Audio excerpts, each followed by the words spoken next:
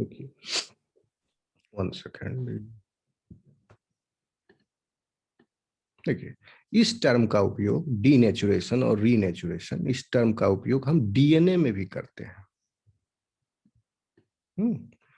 DNA का जो structure है that is double helical structure है ना। दो है अल्फा हेलिक्स है, डबल हेलिकल स्ट्रक्चर है, ठीक है। और दोनों स्ट्रैंड के बीच में हाइड्रोजन बॉन्डिंग है। ऐसा ही होता है डीएनए, याद है? Yes. What will happen if you treat this DNA fragment to a temperature? Suppose if I give you a condition 95 degrees centigrade, what will happen to this DNA? Protein को 95 degree centigrade का तापमान पर अगर आप दे दिए तो native conformation will be lost. हो सकता है लॉस्ट हो जाए, डिपेंड करेगा प्रोटीन टू प्रोटीन।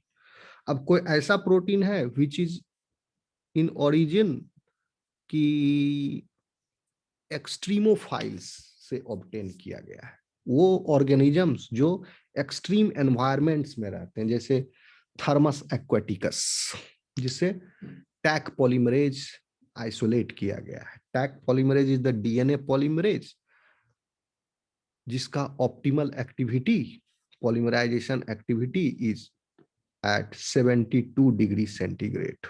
बताइए इस एंजाइम का ऑप्टिमल एक्टिविटी यानी बेस्ट परफॉर्मेंस जो है 72 डिग्री सेंटीग्रेड पर है, और आपके एंजाइम का बेस्ट परफॉर्मेंस कितने पर है? 37 डिग्री सेंटीग्रेड पर। That is the physiological temperature. आपके बॉडी का टेम्परेचर कितना है? Normal temperature 37। आपके बॉडी में जितने भी एंजाइम्स हैं जो बने हैं, जो बन रहे हैं या जो पार्टिसिपेट कर रहे हैं, हजारों तरह के एंजाइम, यानी उसमें आपका डीएनए पॉलीमरेज, आरएनए पॉलीमरेज, सारे एंजाइम्स, आपके ग्लाइकोलाइटिक सारे एंजाइम्स जो भी हैं वो सब जो है उनकी ऑप्टिमल एक्टिविटी, बेस्ट एक्टिविटी जो है 37 डिग्री सेंटीग्रेड पर है। लेकिन थर्मस एक्वाटिकस ये एक्सट्रीमोफाइल है, यानी extremophile means those micro organisms which live in extreme conditions. जैसे कि धरती में बहुत सारे जगह ऐसे हैं जहां पर एक्सट्रीम एनवायरनमेंट है, तो आप यह नहीं सोचोगे कि वहां पर कोई जीव नहीं है, वहां पर जीवन नहीं है, ऐसा नहीं है। इवन धरती पर जीवन की उत्पत्ति भी जो है एक हाइपोथेसिस, एक theory, and we have scientific evidence also supporting this fact that life originated first in the form of extremophiles, extreme condition में, क्योंकि धरती पर पहले एक्सट्रीम कंडीशन था, ठीक है। तो इस ऑर्गेनिज्म के थर्मस एक्वाटिकस TAQ, इसी से ऑब्टेन कर लिया गया डीएनए पॉलीमरेज, उसको नाम दिया गया टैक पॉलीमरेज। अब इस डीएनए पॉलीमरेज को यूज किया जाता है पीसीआर में, क्योंकि इसका 72 डिग्री सेंटीग्रेड इसका इलोंगेशन, इसका ऑप्टिमल एक्टिविटी है टैक पॉलीमरेज का ठीक है। तो इसको छोड़ दीजिए आप, इस कंडीशन को। नॉर्मल जो एक्सट्रीमोफाइल्स नहीं है, आपका डीएनए पॉलीमरेज हम लिए, उसको 95 डिग्री सेंटीग्रेड पर सब्जेक्ट करेंगे तो then DNA polymerase will lose its native conformation resulting into the destruction of its function. Correct. तो वो प्रोटीन का डीनेचुरेशन हो गया। समझ रहे हैं? यहाँ प्रोटीन लेवल पर हम बता रहे हैं, समझ रहे बात को?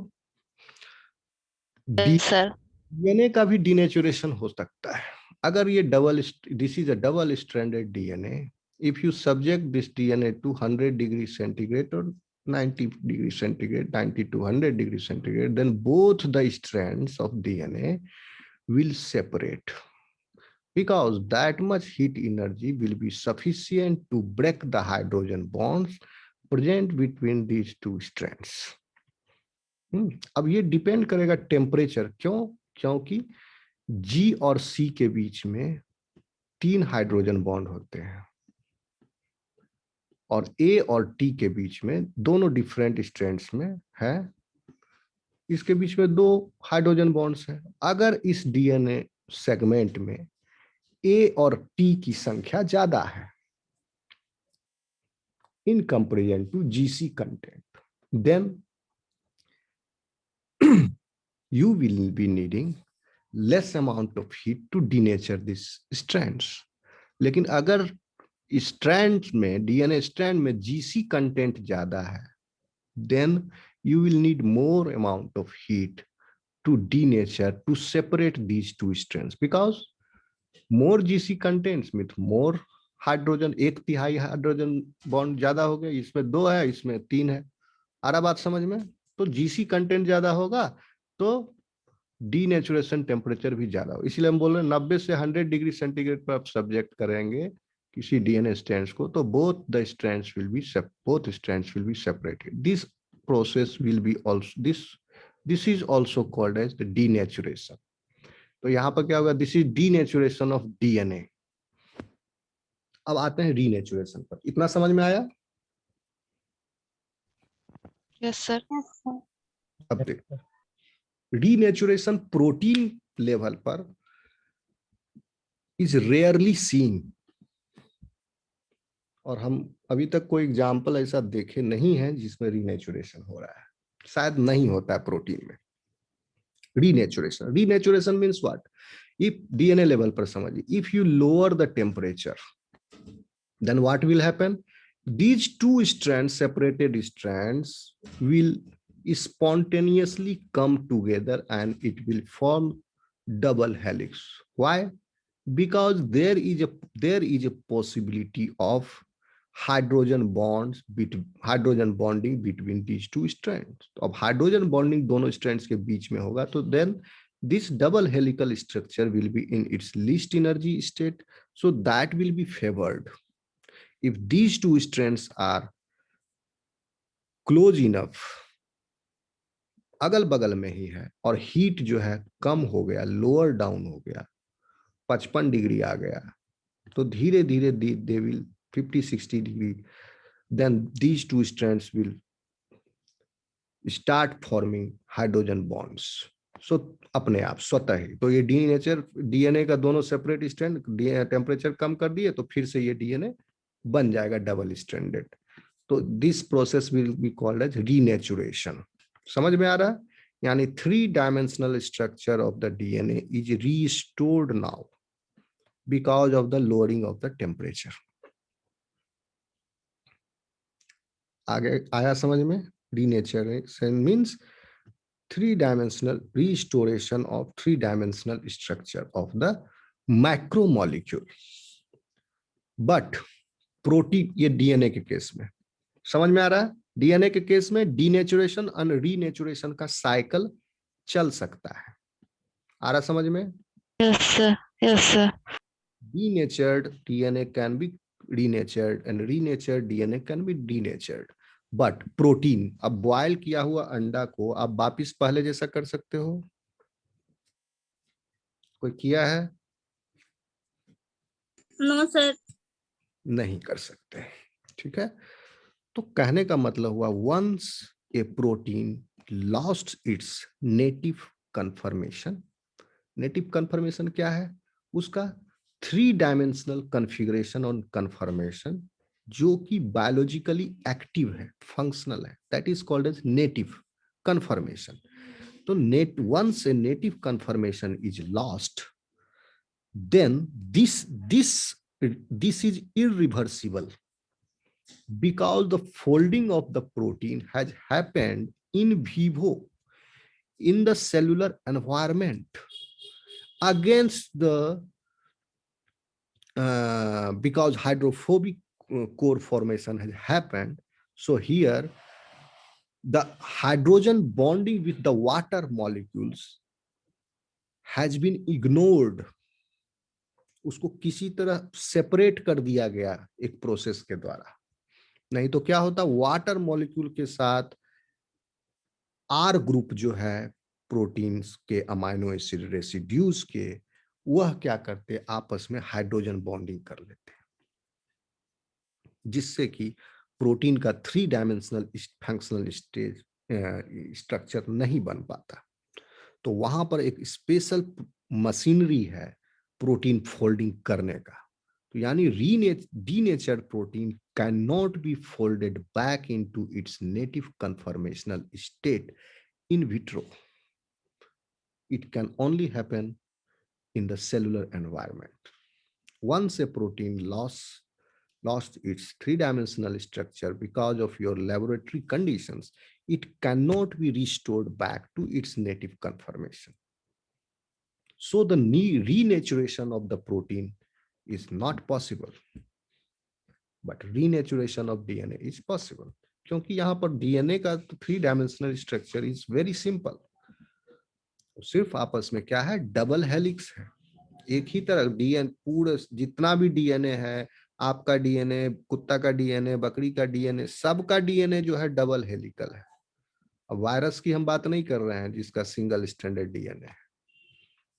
Double DNA means double helical structure और डीएनए, उसका स्ट्रक्चर इज कांस्टेंट यूनिवर्सली। लेकिन प्रोटीन का structure is not constant. Even in an organism, एक ऑर्गेनिज्म के अंदर ही हजारों तरह के प्रोटीन्स हैं, सब प्रोटीन का स्ट्रक्चर अलग अलग है। Even one protein, homologous protein in different species, they have also different structures. Suppose hexokinase of Drosophila and hexokinase of yours will be having different amino acids composition and numbers.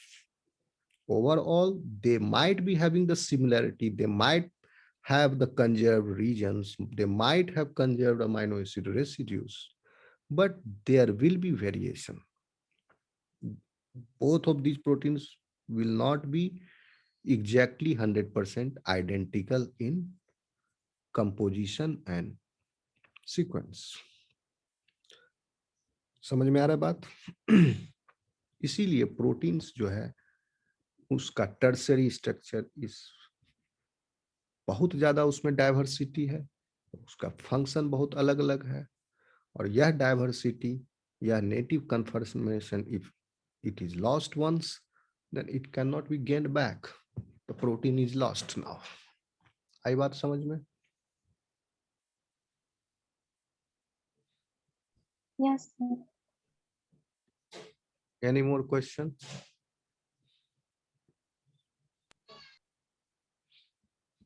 No. ठीक है, तो जितनी बातें भी मैंने आपको पढ़ाई हैं, ये सब पॉइंट वाइज इस नोट्स में लिखा हुआ है। You can read it and get it. मैंने सारा एक्सप्लेन कर दिया आपको। अब टेक्स्ट पढ़ के फिर से एक्सप्लेन करने की जरूरत नहीं है। क्या जरूरत है? इंग्लिश समझ में आ जाएगा? Yes, sir. Yes, sir. Okay, देखिए ये फोटो दिख रहा है, beta beta alpha beta loop है। Can you see it?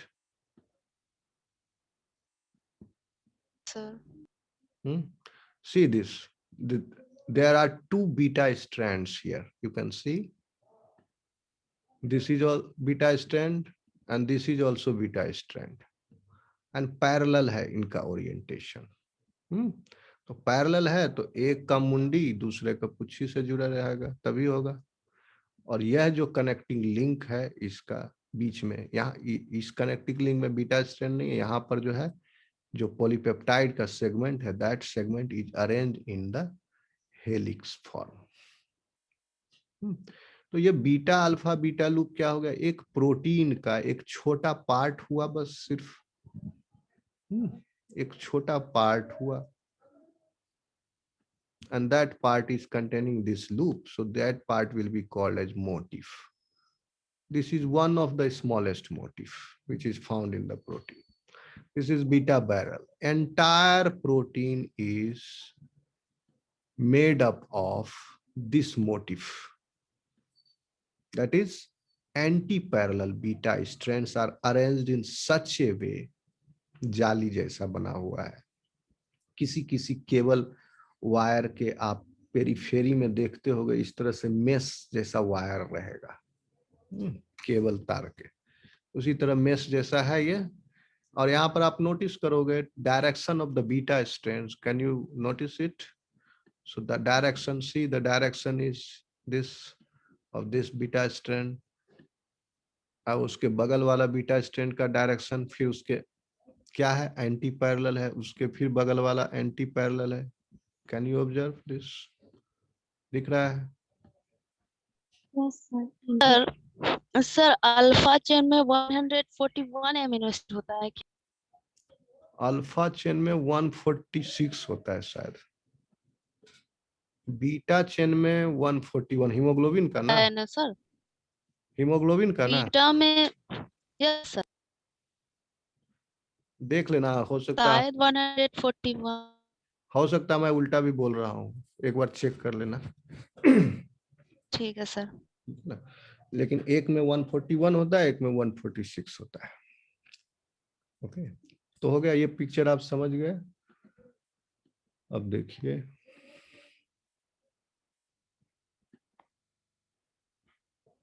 आते हैं 141 होगा फिगर इसमें। See this picture explains domain structure. This is a polypeptide troponin, polypeptide of a troponin C protein. ये ट्रोपोनिन सी प्रोटीन जो है ये मसल में होता है, ठीक है। इसका एक टेस्ट होता है, डायग्नोस्टिक टेस्ट। ट्रोपोनिन का टेस्ट कब करते हैं? किसी को हार्ट अटैक आ गया या इंजरी है भयंकर, एक्सीडेंट का, then we test it and the level of troponin in the blood. क्योंकि ट्रोपोनिन कहाँ मौजूद होगा? मसल सेल्स के अंदर। मसल सेल से बाहर अगर ट्रोपोनिन मिल रहा है, यानी ब्लड के प्लाज्मा में, ब्लड में आ गया, that means muscle injury has happened, muscle फटा है बॉडी में, तो इसलिए ट्रोपोनिन सी का टेस्ट करते हैं। तो ट्रोपोनिन सी का लेवल अगर मिल गया, कोई अगर आदमी कह रहा है छाती दर्द कर रहा है, छाती दर्द कर रहा है बहुत जोर से, तो होशियार डॉक्टर रहेगा, ये जैसे कोरोना का किट होता है वैसे इसका भी किट होता है, रैपिड डायग्नोस्टिक किट। तुरंत ट्रोपोनिन का किट लगाएगा और टेस्ट कर लेगा उसका ब्लड से। तो अगर ट्रोपोनिन मिल गया उसके ब्लड में और वो छाती पकड़ के बैठा हुआ, दैट मीन्स हार्ट अटैक आ गया इसको, हार्ट कार्डियक मसल्स जो है रप्चर हो गए हैं और वहां से ट्रोपोनिन निकल के ब्लड में आ गया प्लाज्मा में। या स्केलेटल मसल्स भी इंजर्ड हुए, इंजुरी में कट फट गया, कुछ टूट फूट एक्सीडेंट हुआ, उसमें भी मिलता है। तो ये ट्रोपोनिन प्रोटीन जो है is made up of a single polypeptide chain. Can you see this picture? This is not a you should not confuse this structure with the quaternary structure. This is not the quaternary structure, this is tertiary structure. Why? Because this entire protein is made up of a single polypeptide chain. And one region of the polypeptide chain is like this, and one segment of the polypeptide region is like this. This is the same polypeptide chain arranged in two different groups, two different regions, two different globins, okay, or two different domains. So this will be called as domain. Single polypeptide chain is arranged in two different domains. और domain का definition क्या है? अगर if you proteolytically cleave it, then this domain can exist independently, and each of these two domains have calcium binding regions to it.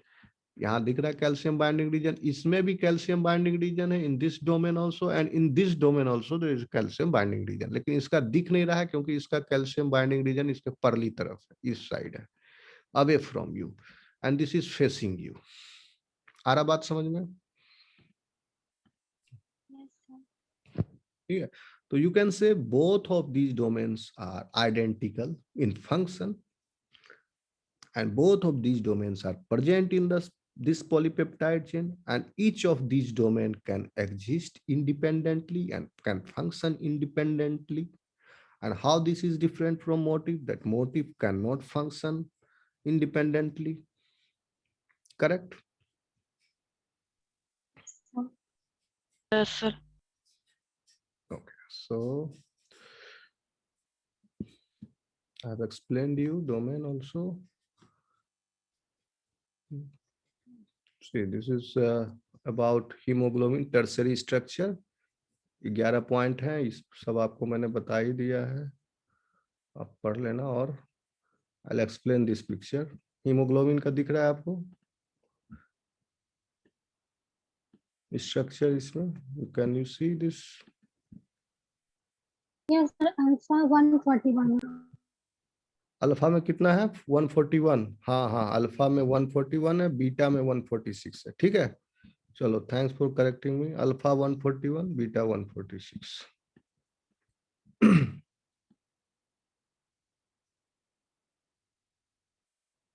देखिए this structure,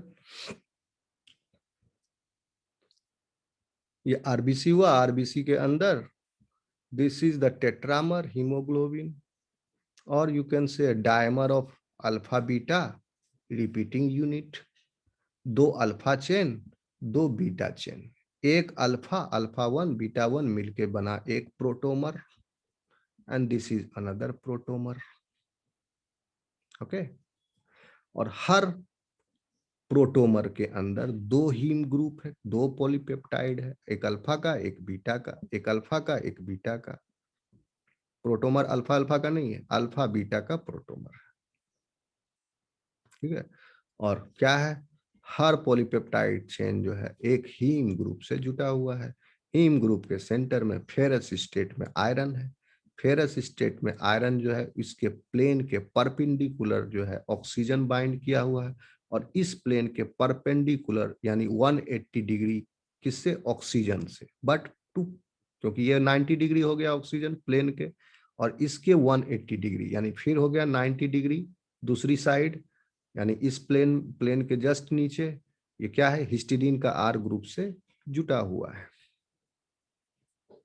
like this it binds. Hope this is clear. Any सवाल? इसमें alpha beta आप confuse नहीं करोगे। Alpha beta यहाँ secondary structure से मतलब नहीं है, यहाँ लिखा हुआ है। यह अल्फा बीटा जो है ये प्रोटीन पॉलीपेप्टाइड के चेन को बता रहा है ग्रीक लेटर में। अगर मान लो किसी पॉलीपेप्टाइड में 3 सब यूनिट है तो उसको बोलेंगे अल्फा बीटा गामा। 4 सब यूनिट है तो इसी तरह ग्रीक लेटर का जैसे एबीसीडी होता है उसी तरह ग्रीक लेटर का एबीसीडी, ए हुआ अल्फा, बी है बीटा, इसी तरह एबीसीडी है। तो इसी का 3 पॉलीपेप्टाइड चेन है तो एक पॉलीपेप्टाइड, तो इससे आप ये अल्फा हेलिक्स वाला अल्फा से इसको कंफ्यूज नहीं करोगे, और इस बीटा को आप बीटा कन्फॉर्मेशन के बीटा से कंफ्यूज नहीं करोगे। बीटा कन्फॉर्मेशन दूसरा चीज है, यहाँ पर beta, beta means just this is second one, first second हुआ, समझे? तो this is first type of the polypeptide chain is called alpha. Second type of polypeptide chain is beta. If the protein is having third type of polypeptide chain, then gamma. Fourth type of polypeptide chain, then delta, and so forth. फिर epsilon, mu ऐसे चलते चलेगा। और लेकिन ये जो beta है ये this is not denoting the secondary structure वाला बीटा कन्फर्मेशन। क्लियर? आई बात समझ में? Yes, sir. कोई सवाल है आप लोगों को? Any question? Hello?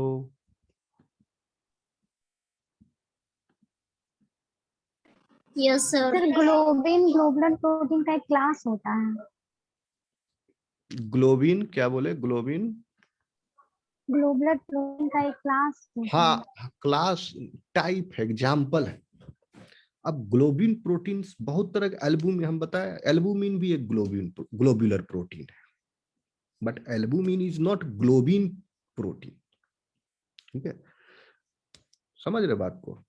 Structural protein के अलावा प्रोटीन तो लाखों करोड़ों तरह के हैं ना, बैक्टीरिया से लेके ह्यूमन तक में हजारों करोड़ों वेराइटी का प्रोटीन है, समझे? उस सारे वेराइटी ऑफ प्रोटीन्स में पूरा प्रोटीन फैमिली को 2 भाग में आप बांट सकते हैं, एक स्ट्रक्चरल और दूसरा ग्लोबुलर। ठीक है, स्ट्रक्चरल प्रोटीन में कुछ खास तरह के स्ट्रक्चर्स उसमें रिपीट हो रहे हैं बार बार, जिससे उसको स्ट्रक्चरल रोल निभाने में उस प्रोटीन को मदद मिल रही है। जैसे अल्फा केराटिन और कोलेजन में देखे, ग्लोबुलर प्रोटीन का डाइवर्सिटी ऑफ फंक्शन है, बहुत सारा, कुछ कोई एंजाइम है, कोई रिसेप्टर है, कोई कुछ है, कोई कुछ है ना। तो उसमें ग्लोबुलर प्रोटीन्स में जो सेकेंडरी स्ट्रक्चरल एलिमेंट्स वो बहुत तरह के हैं, अनरिकॉग्नाइजेबल भी है और समटाइम्स इट इज रिकॉग्नाइजेबल। जब रिकॉग्नाइजेबल है तो वह सेकेंडरी स्ट्रक्चर का समूह को हम मोटिफ कहते हैं, और जब अनरिकॉग्नाइजेबल है तो उस सेकेंडरी स्ट्रक्चर के समूह को हम क्या कहते हैं, रैंडम क्वाइल, ओके, या फोल्ड, रैंडम फोल्ड। और जब फोल्ड रैंडम नहीं है तो उस फोल्ड को हम मोटिफ कहते हैं। जैसे फोल्ड जो है रैंडम नहीं है, यहाँ पर एक एग्जांपल देखे थे, beta alpha beta loop. Beta alpha beta loop is a motif. It is not a random coil.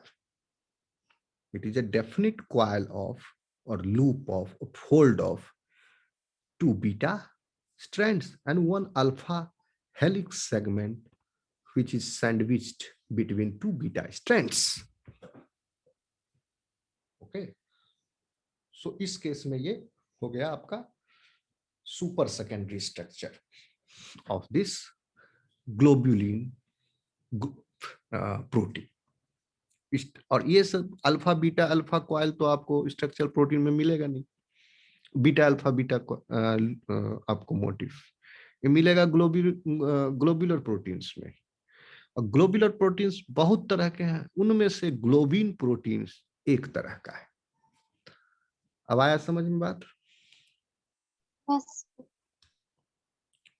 एक सवाल है सर, पूछिए।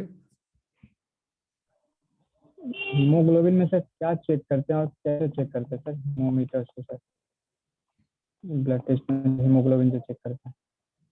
हीमोग्लोबिन चेक करते हैं तो हीमोग्लोबिन का लेवल पहले चेक किया जाता है, समझे बात को? कैसे सर? ठीक है ना, देखिए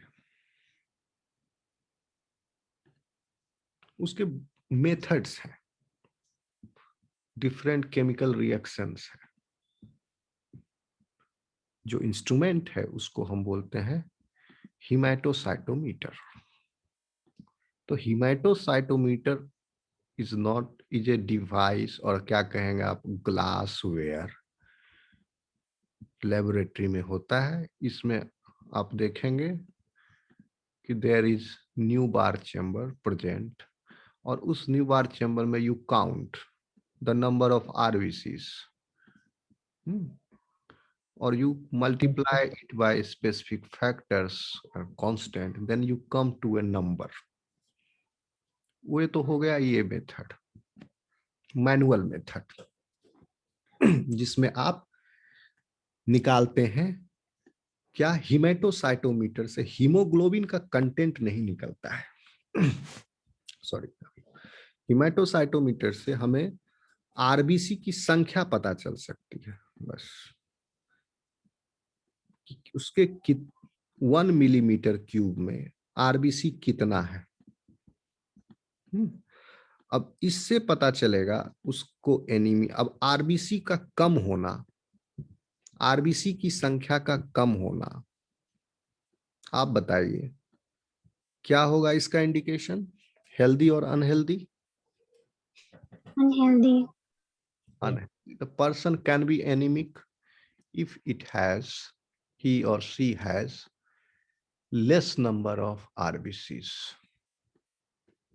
पर्सन क्या होगा, एनीमिक होगा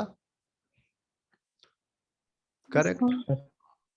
अगर आरबीसी की संख्या कम है तो, लेकिन हम आपको एक कंडीशन दे रहे हैं, आरबीसी की संख्या कम नहीं है।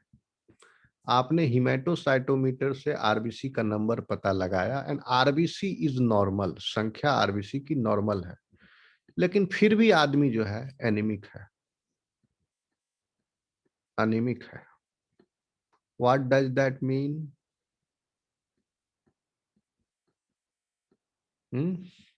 That means mean hemoglobin, sorry, MCHC यानी mean corpuscular haemoglobin concentration is less. Crude term में यह कहिएगा कि आरबीसी के अंदर एक एवरेज हीमोग्लोबिन का कंसंट्रेशन, यही हुआ मीन कॉर्पस्कुलर हीमोग्लोबिन कंसंट्रेशन, एक सारे आरबीसीज के हीमोग्लोबिन कंसंट्रेशन का एवरेज है। So that means if the person is anemic, even if its RBC count is normal, then its MCHC must be lower than the average. और ये different type का anaemic condition है, arise हो रहा है।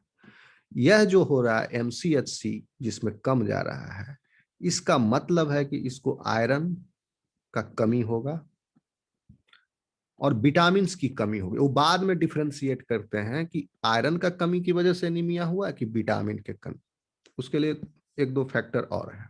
ठीक है, एमसीवी वॉल्यूम को भी कंसीडर करना पड़ता है। फिर मीन कॉर्पस्कुलर वॉल्यूम, आरबीसी का वॉल्यूम, अगर हमको MCHC कम होने की वजह जो है, अगर किसी भी एरिया आप वॉल्यूम बढ़ा दोगे तब भी कंसंट्रेशन कम हो जाएगा। यानी RBC is not normal in size if RBC is bigger in size,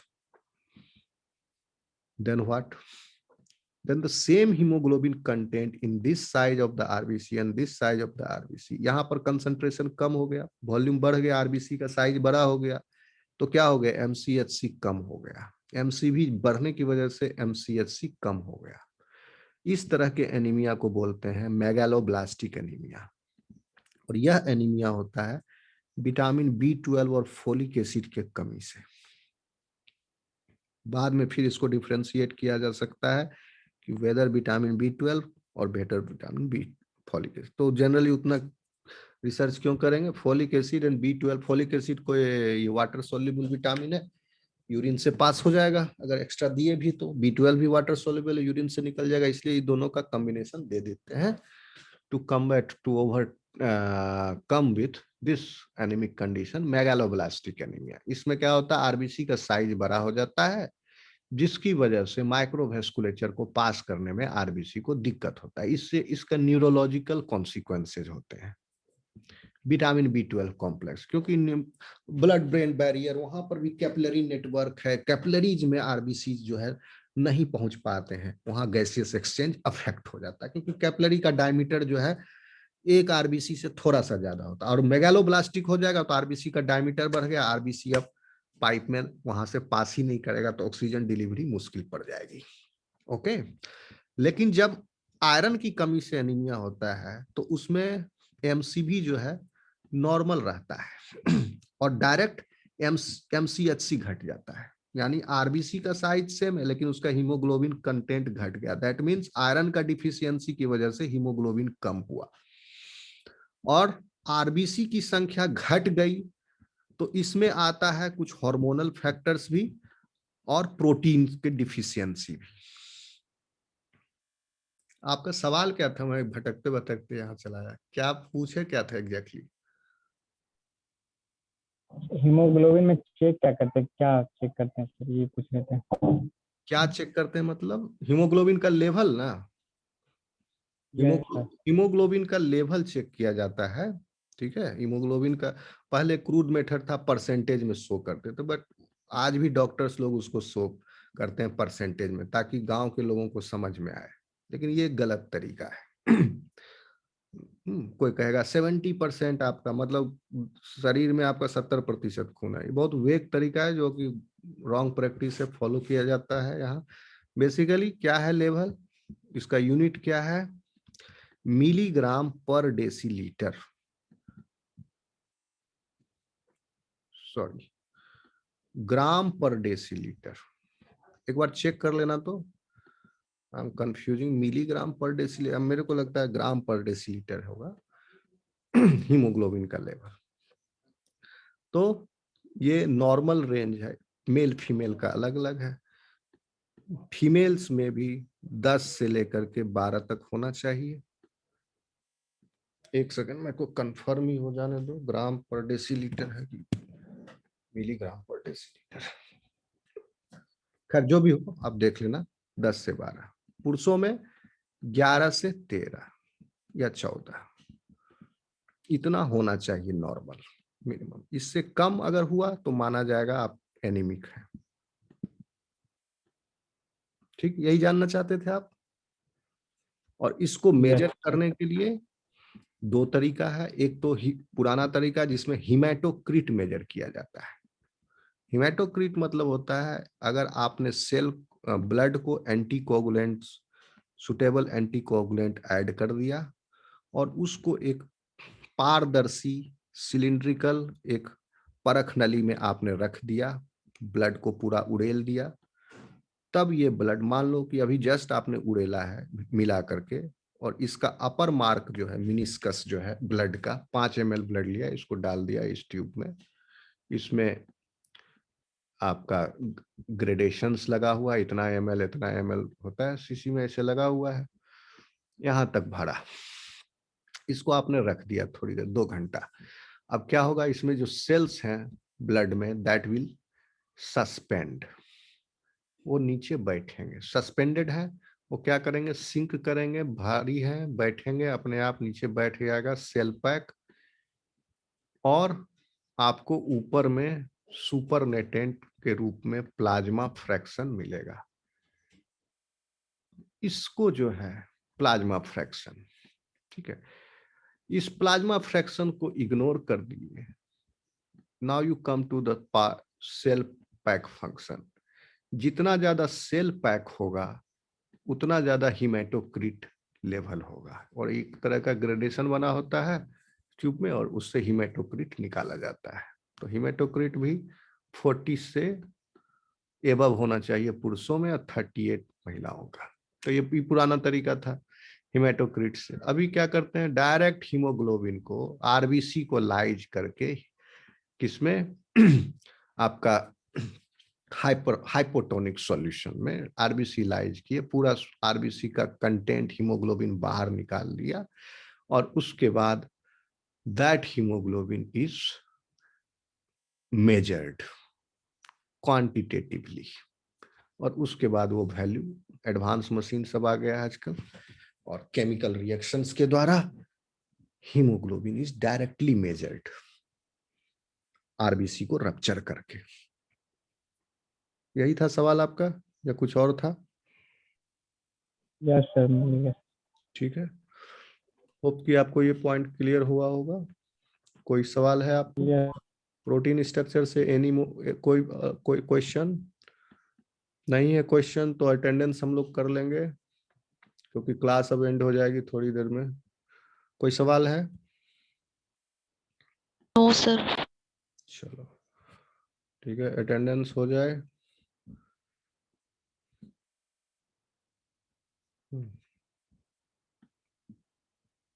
this will end now, okay.